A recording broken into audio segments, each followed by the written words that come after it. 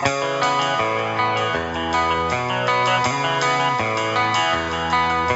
from New York to California, from Michigan to the Panhandle of Texas, you're here listening to the Healthcare Business Network, where business and healthcare is our business.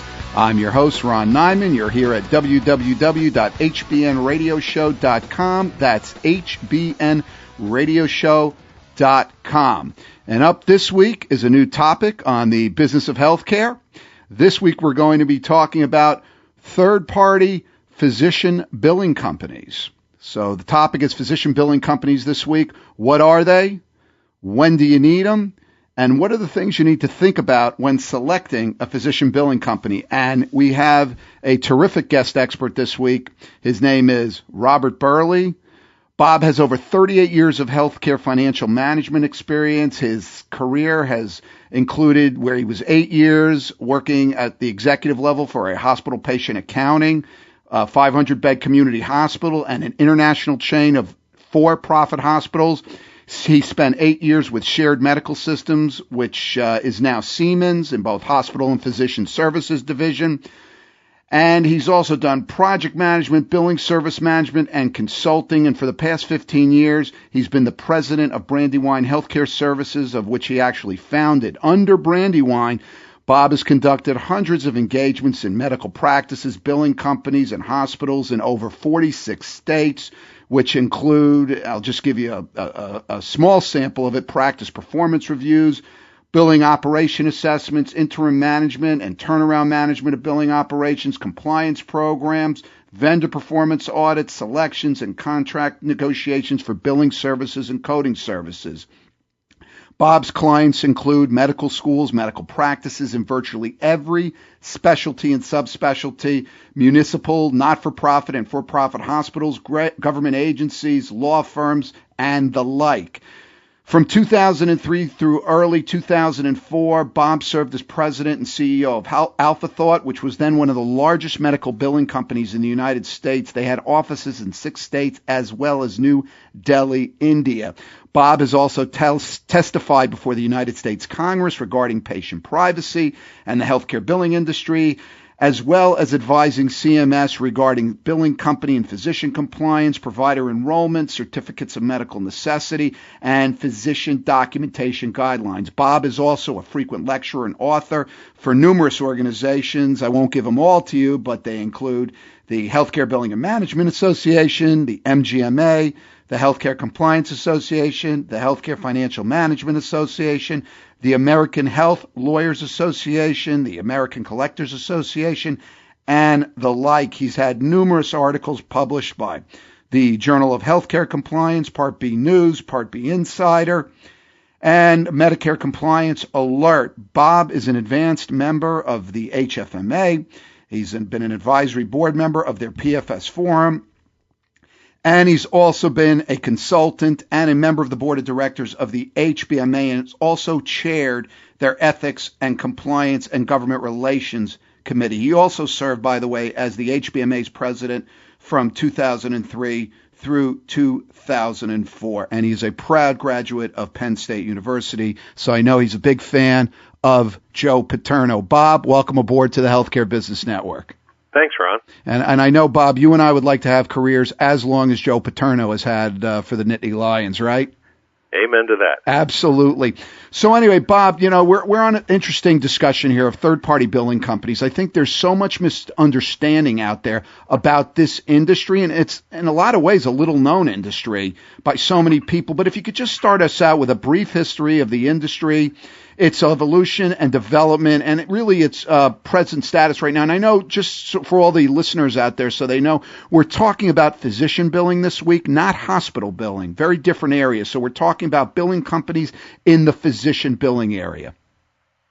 Well, Ron, the history of the billing industry probably has 2 segments to it, the early history and the more current history.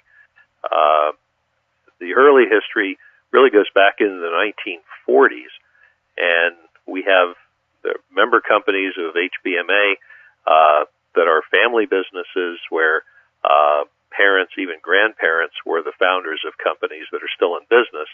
And they started in the 1940s. They were effectively bookkeeping services because there wasn't all that much health insurance to be billed. It was mostly a service to provide statements going out to patients. In the 1950s, with the advent of photocopy machines, the early ones, they were very big and bulky, and there was a company up in upstate New York that, by the name of Billatron, pretty clever at the time. They actually mounted an early photocopier in the back of a laundry truck, and they drove it around to the doctor's offices and plugged it into a power source and made photocopies of the ledgers because they were all handwritten ledgers back then.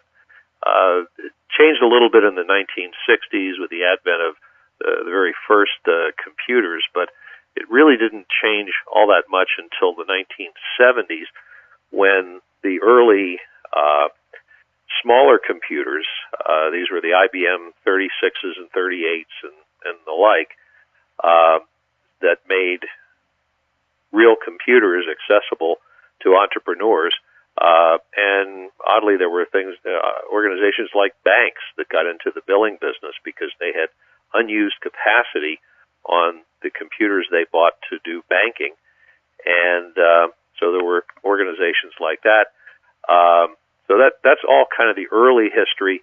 Up in the 1970s, those companies that were in business often had to write their own software because there was so little software available that was designed to support medical practices because practices generally couldn't afford the software or the hardware. What really launched the contemporary billing industry as we know it was the changes in software that started in the late 1970s, and in 1982, legislation known as TEFRA, T-E-F-R-A, was the Tax Equity and Fiscal Responsibility Act, and it was one of those sort of Christmas tree pieces of legislation that passes at the end of the year when they're trying to get a lot of things done all at once. And in that legislation, there was a requirement that physicians who were hospital-based, so this would have been emergency physicians, radiologists, anesthesiologists, pathologists, so forth, who originally were billing through the hospital and were typically paid a percentage of the fee, not the payment. They had to bill separately. And since those are doctors who typically don't need an office staff or administrative staff or a computer system, the natural solution to that problem was outsourcing.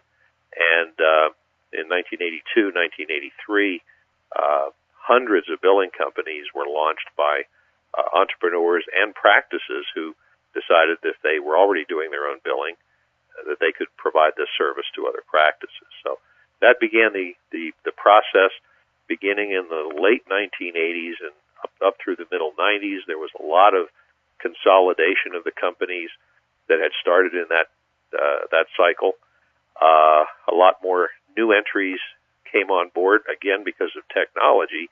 The 1990s is when we began to see personal computers and eventually laptop computers and small computing.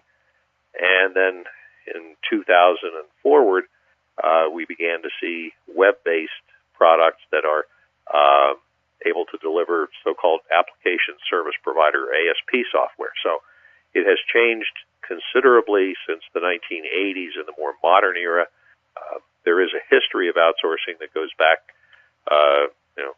70 plus years, but the modern version of the billing industry, our billing association, HBMA, was founded in 1992, and that was the first time that there were enough companies and enough interest and enough focus to really create a trade association.